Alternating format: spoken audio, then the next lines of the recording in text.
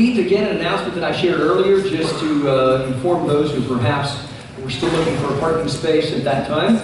Racetrack Ministry is June 27th. We need your help for that. 3 to 4 people to construct the screen, also be available to take it down. You say, what is the screen made of? It is made of a large white tarp, put together PVC, and then also some bungee cords. So we need some help with that. Also a couple of people to help serve popcorn. Can be the same people, but even if you're not a part of those ministry projects, if you would, I would still encourage you to be a part of the ministry as a whole, to go out there and just engage those individuals out at the Racetrack Ministry.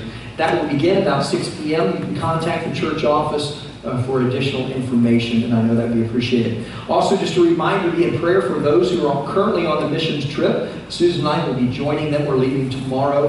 We'll arrive in Kentucky on Tuesday. Also, another really cool thing is there are 4 from the Hispanic church in Lancaster that is a part of this trip as well. And so we have a multicultural group, and that's just really exciting for me as they go to minister there in one of the 5 poorest counties in the entire United States. And so be in prayer for them, okay?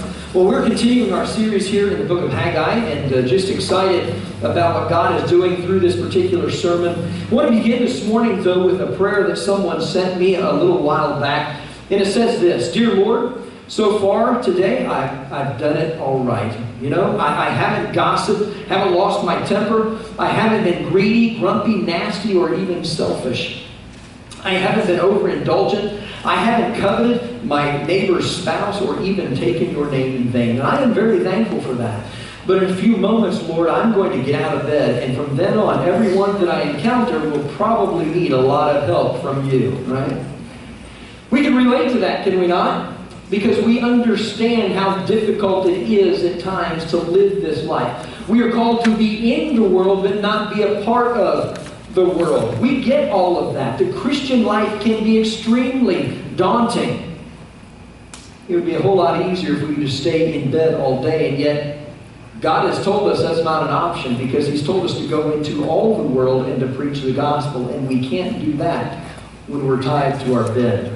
And so we have to examine all the stuff that happens after we get out of bed, and how do we do that and still remain obedient to what God has called us to be obedient to. And so as we begin our discussion this morning, I want to begin with a couple of assumptions, and these are assumptions that may be good for all of us, most of us, or none of us, but I'm going to begin with these assumptions nonetheless. And first of all, I'm going to assume that most of us, and I hope all of us, truly want to obey God. We want to obey God.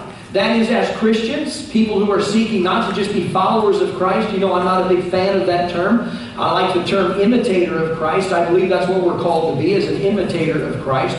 And for those of us who want to be an imitator of Christ, our goal should be, I believe, to please the Lord in any way that we possibly can. And so my first assumption is that we truly want to obey God. My second assumption that I'm going to bring out this morning is that no one obeys God all the time. Now, I don't have to assume that with most of us. I'm going to believe that that is true of all of us, right? Because none of us are perfect. And if you do think you're perfect, then we need to have a chat, all right? Because none of us are perfect. The only one who's ever perfect that walked the face of this earth is Jesus Christ. And so no one obeys God all the time. I mean, we don't have a problem with gossip until we get a juicy tidbit that we can share with our neighbors, right? And sometimes it happens in church, sometimes it doesn't, sometimes it happens on the phone chain, whatever it may be. We never lose our temper as long as there aren't people around. Is that true? Would you agree with that? Yeah? We're usually not grumpy or nasty until someone gets under our skin. In other words, we're okay when we're in bed. It's when we get out of bed that we find ourselves in trouble, because we recognize that obedience is not easy. As much as we want to obey God, it's easier to say that than it is to actually do that, to obey God. And it's something that's not new to mankind. In fact, you've heard me say many times that technology has changed, but the human spirit has not. We continue to struggle with the same thing that Adam and Eve struggled with there in the garden. And we will continue to experience those struggles until Jesus Christ comes again.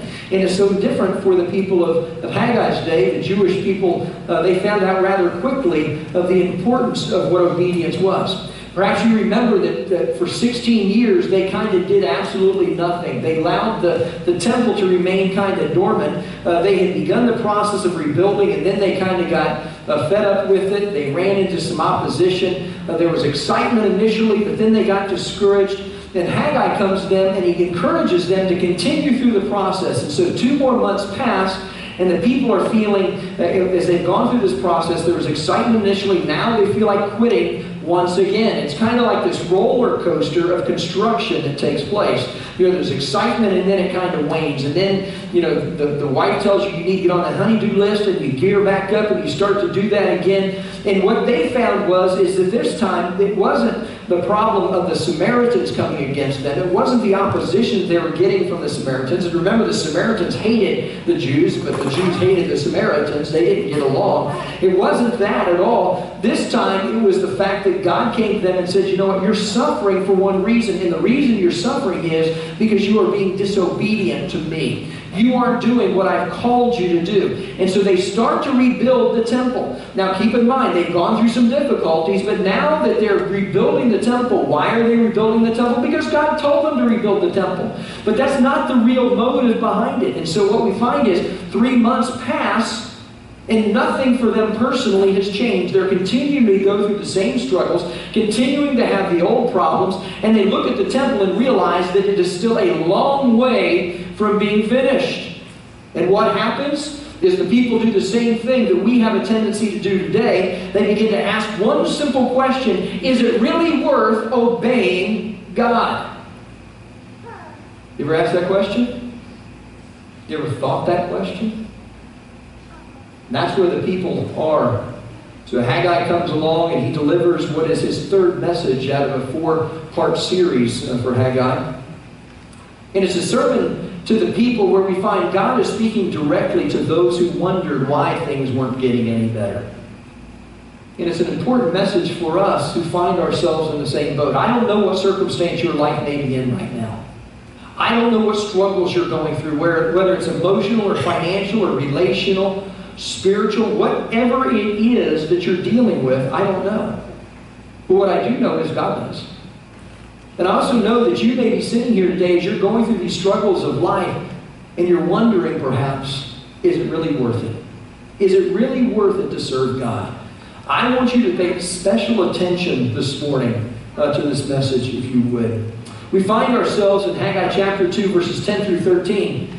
And this is what we have written for us here today. On December 18th of the 2nd year of King Darius' reign, which would have been 520 BC, the Lord sent this message to the prophet Haggai. It said, "This is what the Lord of heaven's armies says." Now, let me pause here for a moment because I want us to bring us back to what we said last week. Something of great importance from my standpoint. When he uses this term, the Lord of heaven's armies, what he's saying very clearly is here is the one who is more powerful, stronger, greater than anything in heaven, but he's also more powerful, stronger, more courageous than anything that's on planet Earth. So what that means is there is absolutely nothing anywhere that is greater than our God. That's who he's talking about. And he says, this is what the Lord of heaven's armies, this is what the one who is more powerful than anything in heaven or more powerful than anything on earth, this is what he says. He says, ask the priest this question about the law. If one of you is carrying some meat from a holy sacrifice in his robes, and his robe happens to brush against some bread or stew, wine or olive oil or any other kind of food, will that also become holy? Will the bread or stew, wine or olive oil, or any of those other kinds of foods, will those foods also become holy? And the priest says, no. So Haggai then asks, he says, if someone becomes ceremonially unclean by touching a dead person and then touches any of these foods, will the food become defiled? And the priest answered, yes. Now you may be sitting here thinking, okay, Kevin, VBS was a long week for you. And I know you're probably a little delirious and sleep deprived, and so as a result of that, you're looking at this text and you're thinking it applies to our lives, but Kevin, it really doesn't. Well, just bear with me. Because while I admit that this text doesn't necessarily make sense or apply to our practices in life today, everything that Haggai said would have made perfect sense to the Jews. You see, they had all these different laws that govern all different aspects of life. Many of them also dealt in providing an understanding of what was holy and then what wasn't holy. Holy things were those things that were set apart for God, and many times they were used in worship of God, because God can't be in the presence of things that are unholy, because He alone is holy. And so with the background, he asked these questions. And the questions were essentially, what if something holy touches something that's unholy? Does the unholy thing become holy? And the answer is no. But what if the unholy thing touches a holy thing? Well, then that holy thing becomes defiled. Summarize it this way for your notes, okay? Holy touches unholy. That equals the unholy object remains unholy. You got that? But if unholy touches holy, then the holy object becomes defiled. Illustration that we could use is this. Suppose you wash your hands. You use a gallon of hand sanitizer, whatever it is, Liquid Dawn, I don't care what it is. You wash your hands, you lather all up, and you rinse it off. And then you go and touch a plate that had raw meat on it, and it's still got those blood juices sitting there, and you go and grab that plate, and your hand gets on that plate, and you touch that stuff. Does the plate automatically become clean because your hands are clean? Of course not. That's just stupid, right? I mean, they say there's no such thing as a stupid question, but that's a dumb question, right? No, what happens is your hands become dirty, do they not? Because you've touched something that is dirty. Or this one, I thought about this one as well. Well, what about a cat? How many people have cats? Anybody? Okay. I hate cats. Especially when people dress up their cats. Those people who are delusional, okay? And don't be putting no picture of no cat dressed up. You did that last time I said that on the screen behind me. That is of the devil. And this cat, though, let's suppose your cat goes and your cat goes outside and frolics in the mud and does whatever cats do out there. And you have clean carpet, and that cat comes and walks through and gets all over your clean carpet. What happens to that cat? In my house, yeah. Who said, thank you very much in the name of Jesus. Yes. Yeah. You put that cat on a grill. No, little teriyaki sauce. No, I'm teasing. I had some little girl in the first service go, I was joking. You don't put the cat on the grill, you saute them. But the dirt on the cat's paws causes the carpet to become dirty. The clean carpet does not make the cat clean. I mean, think about it. I know it makes sense to us. Or if you are a healthy person and you kiss somebody with a cold, by your health, are you going to make them healthy? And the answer to that question is no. It just doesn't make sense to us. And that's the way sin is. Sin is like dirt. Sin is like disease. It transfers a whole lot easier than holiness does. I heard it said this way, that sin is like spaghetti sauce. It stains everything that it touches. Haggai says this in verse 14. He says, this is how it is with this people and this nation, says the Lord. Everything they do, and everything they offer is defiled by their sin. Wow. Key word is everything.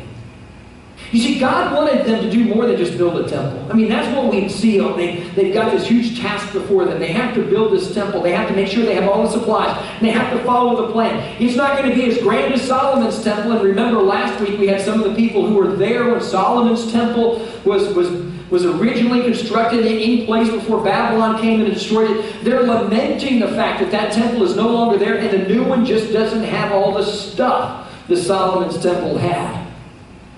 But it's still a major undertaking for them.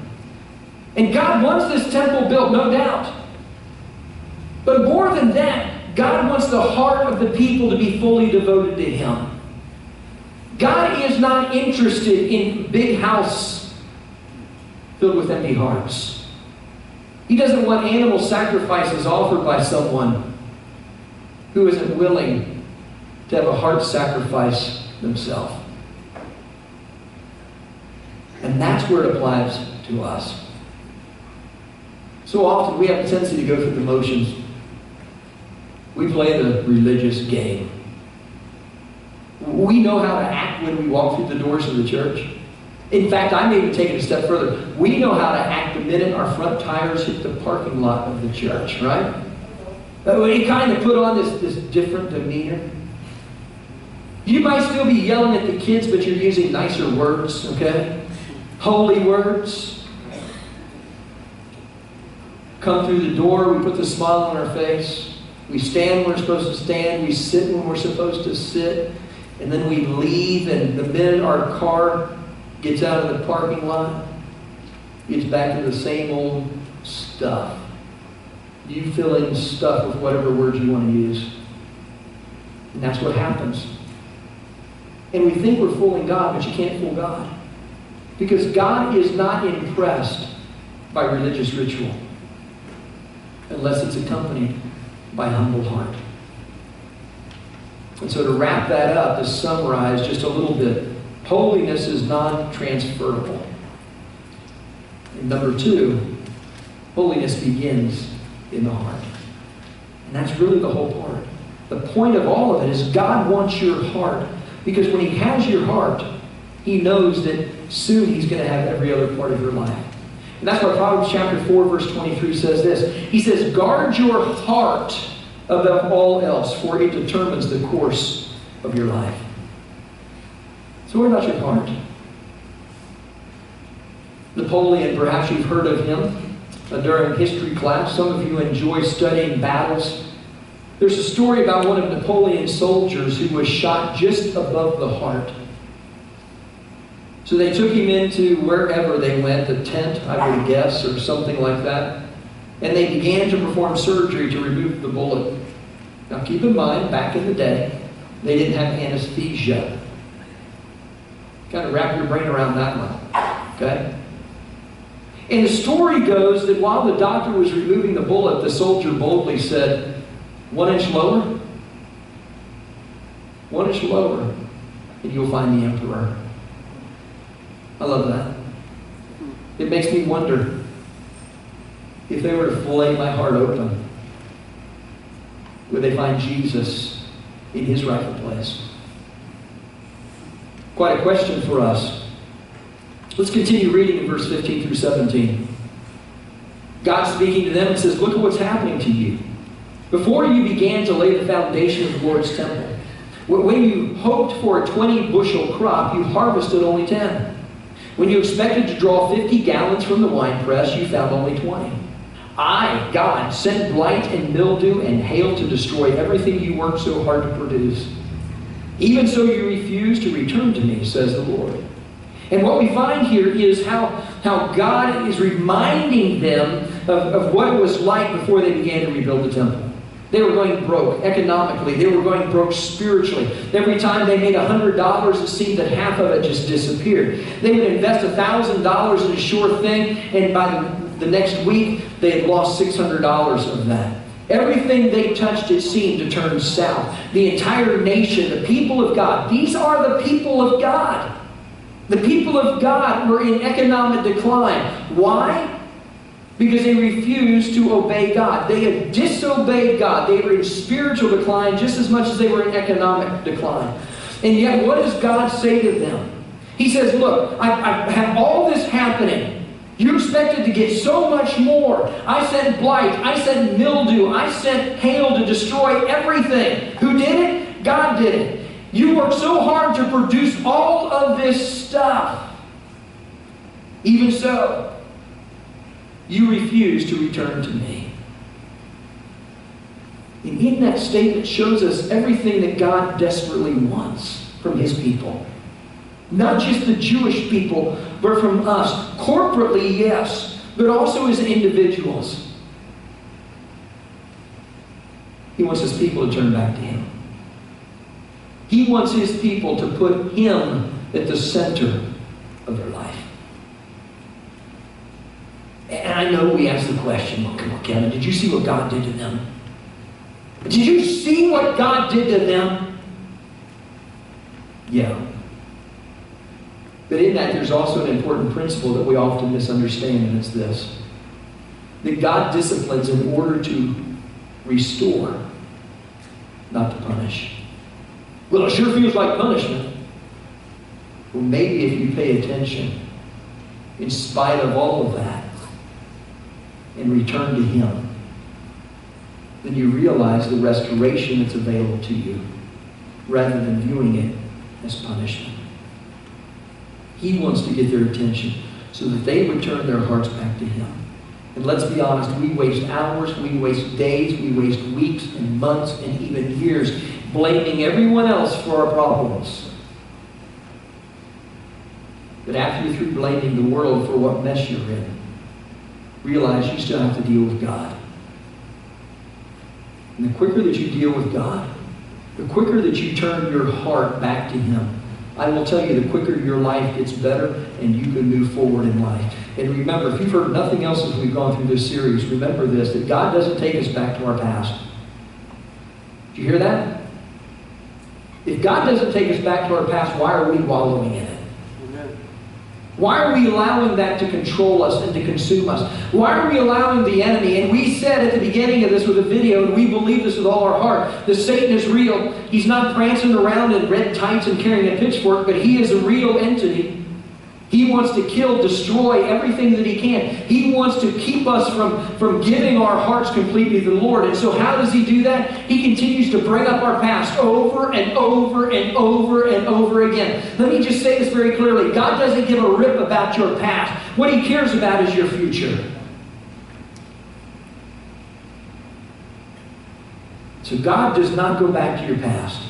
He doesn't also keep you where we are very long. But He desires for all of us to move forward into the perfect plan that He has for each of our lives. And let me just say, when you approach life that way, when you approach life with an understanding that even in the worst moments, that God is not out to get you and God is not out to hurt you, but instead God simply wants to bring you to a new and deeper relationship with Him, that changes everything. Everything. Think about that. The Lord of heaven's armies, the God who is greater than anything in heaven, stronger, more powerful than anything in heaven, but also stronger, more powerful than anything here on earth. Anything. He wants to bring you. He wants to have an individual relationship with you. That just blows my mind. I look at all of you and I kind of say, okay, I understand why God loves you people. You know what I have a hard time dealing with? How can He love me? That's why I appreciate so much when we sing our songs, that I can go and I can say, I am a friend of God. It doesn't mean that you're not. But I know my past. I know what I've gone through. I know what I've done in the disobedience that I've brought to the table. And yet He still wants to call me friend. How incredible is our God. Wow. Moving on into verse 18 through 19. It says, from this day on, from this 24th day of the 9th month, give careful thought to the day when the foundation of the Lord's temple was laid. Give careful thought. Is there yet any seed left in the barn? Until now the vine, the fig tree, the pomegranate, and the olive tree have not borne fruit. From this day on, I will bless you. 2 times in this text he says from this day on. He says from this day on, from this 24th day of the 9th month, give careful thought to the day when the foundation of the Lord's temple was laid. And then at the end of all of that, after he says that there hasn't been fruit on the trees or from the ground, he says, from this day on, I will bless you. It's as if God is saying this: the past is the past. We can't change that. But from this point forward, we're going in a different direction. Are you with me? That's what He's asking us. Are you willing to take the steps with God? through Jesus Christ. Understand very clearly there's two simple conclusions from this text that I see for myself at least. And the number one is this, that blessings begin the moment we obey. Blessings begin the moment we obey. After delaying for 16 years, the Jews had finally begun to rebuild the temple, but they had a long way to go, and their fields were still barren. I imagine there were some of them wondering if it was worth the effort to even go through the process of rebuilding the temple. Why would I say that? Because human nature hasn't changed. We do the same thing, do we not? Do we wonder if it would just be easier to say, you know what, let's just stop doing what we're doing? It's pointless. If you're sitting here today and you feel like your life is a complete mess, just remember you did not get there overnight. It took you thousands upon thousands of steps to get to where you are right now, over a long period of time. So don't be surprised that it takes time. It takes 1,000 steps or more to get your life back in order again. People don't change overnight. Habits don't change overnight. Each and every day we make thousands of decisions. Many of those decisions seem insignificant, do they not? Think about your day to day. Let me take you back through your morning. And this may not be exactly how it is, but hopefully I hit on some of the points. Number one thing I do know for sure, unless you stayed up all night, is you got out of bed sometime this morning. Is that right? Everybody get out of bed this morning? Some of you are still asleep, right? So we made a decision whether or not I was going to get out of bed. Then another decision you might have made is what you're going to have for breakfast. Is it going to be a big candy bar, or is it going to be fruit? What is it going to be? And then you made a decision. Do I need to shower or not, right? Or do you just put deodorant on? Whichever choice you made, we're thankful that you at least put the deodorant on, right? Brush your teeth. I won't ask how many people brushed their teeth this morning. If not, just say you had to eat a donut. So I understand. Not only did you make those decisions, but you decided to wear what you wore today. Okay? Some of you might want to go back and rethink that decision. And just teasing. I wasn't looking at you, Shane. Then you made a decision with whether or not you're going to walk to church today, drive to church today, ride your bicycle, or get on your hog, right? Then when you got out of the parking or out of your driveway, you had to decide if you're going to take a left or a right. You had to make a decision whether or not you're going to pull out in front of that car that was coming. You had to make a decision whether or not when you passed by that speed limit sign, you were actually going to obey what it says, or you're going to use the unwritten law that says you're allowed to go anywhere between 5 and 20 miles faster than what it says, right? That's just a suggestion. These are all decisions. Then you made a decision when you came into the church where you were going to park. You came in with a decision on what kind of attitude you were going to display while we were here in worship. You made a decision whether or not you were going to sing along with the songs, when you're going to stand and when you're going to sit. These are all decisions we make that seem to be insignificant. And yet all of the decisions in life bring us to a place where we find ourselves today. And many of us lament the decisions that we've made because we feel like it has us on the wrong path. But also leaves us feeling, you know what, I'm just tired, I'm just going to quit. You feel like everything around you is in total darkness. And you wonder if you're ever going to see the light again. Well, if that's you, how do you get past that? Well, that's really up to you. One of the challenges I would say for you today is when you wake up in the morning, I encourage you to ask the Lord to help you to walk in the right direction. One of my favorite verses, and I've shared this with some people this week who have gone through some difficult times, is Psalm 18:32. It says, "It's God who gives me strength and makes my way perfect." One of the things I know is this, that when I get out of bed in the morning, I can't live the day in my own strength. I need Him. But also know that whenever I rely on Him fully and completely for His strength, He makes my path perfect.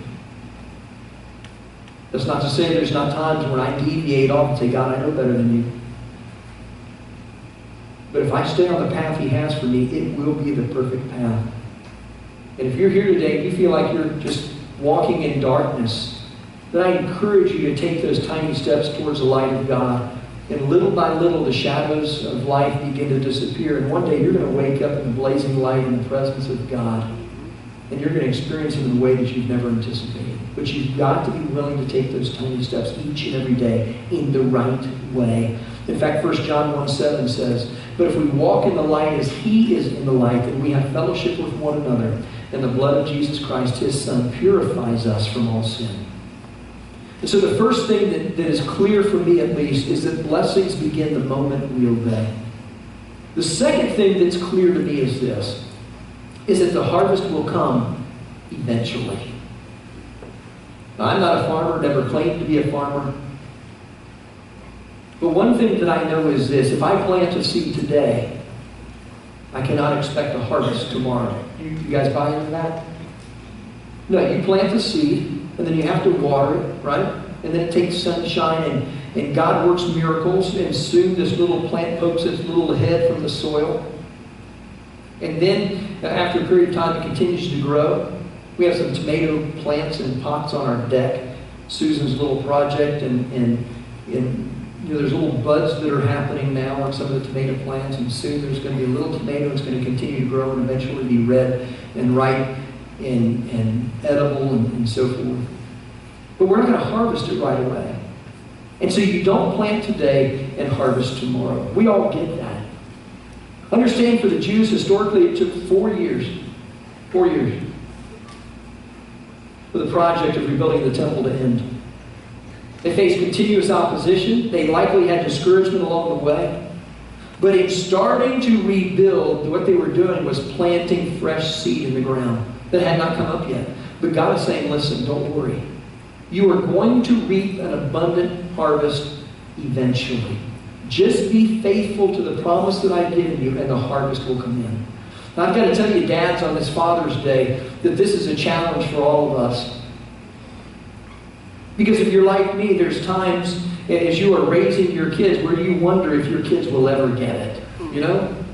Am I alone in that? No. And you pray for your kids. You seek to instill things in your kids, godly principles. You wonder if your kids are going to ever get it. You know what God says? He says, dads, plant the seed. You plant the seed, and then you let me take care of the harvest. So dads, what kind of seed are you planting? What kind of seed are you planting in the life of your kids? What are you showing them as the most valuable thing to you in your life? Today we had an opportunity, really the privilege of licensing Matt in the ministry. And please note that Matt's ministry here is invaluable. I thoroughly enjoy working with Matt. I enjoy his sick, strange, warped sense of humor. Did I say I enjoy that? Okay, I deplore that. And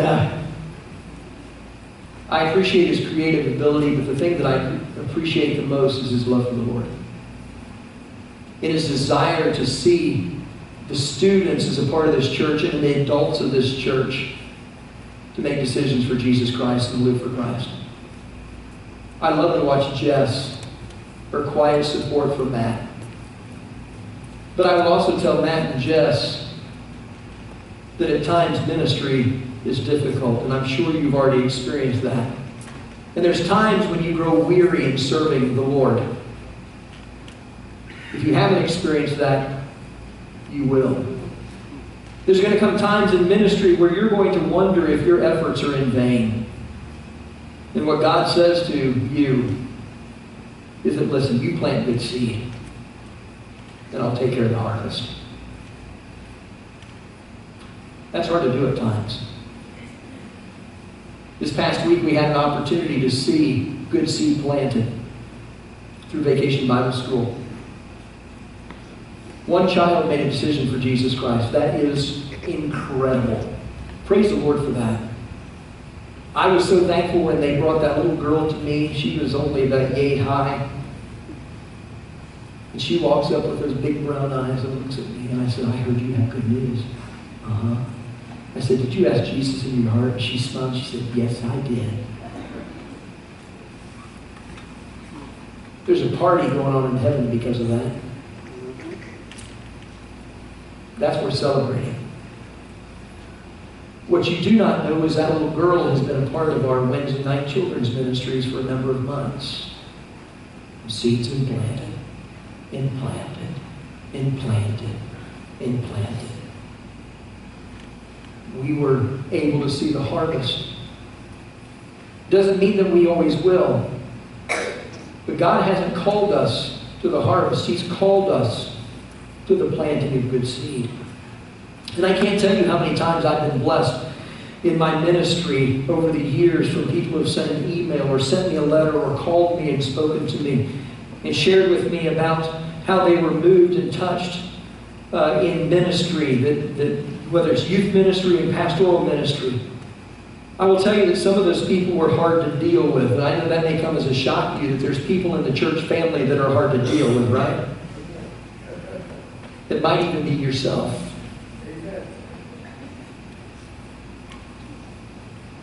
But those people would come and share how much they appreciated the time and the energy, but most of all, how they've been grounded in the Word of God and now are living for Christ. And some of them now are raising families and planting the good seed of the gospel of Jesus Christ in their family's life. Many of us who are here today, we can share stories like that. And sometimes when the harvest is delayed, we get frustrated. I get that. And we wonder if it's really just been a waste of time. But then God comes and He gives us a little reminder. He says the harvest is in His time. Not ours, but His perfect time. But He also reminds us that nothing we do for Christ is ever in vain. Is it worth it to obey God? Well, I could ask that question to get a Sunday school answer from people, right? Oh, absolutely. But I can tell you without a shadow of doubt that it is absolutely worth obeying God. The moment you begin to obey God, He will begin to bless your life. Maybe not in the ways that the world thinks He should. But I will tell you, when you stand before the throne of God for all eternity, your blessing doesn't get any better than that. In the years ahead, you will be used by God to reap an incredible harvest, but not for your glory, for your gain, but for His. I'm not saying anything that's new. This is what Paul stated there in Galatians chapter 6:9. He says, let's not get tired of doing what is good. At just the right time, we reap a harvest of blessing if we don't give up. Read that with me this morning. So let's not get tired of doing what is good.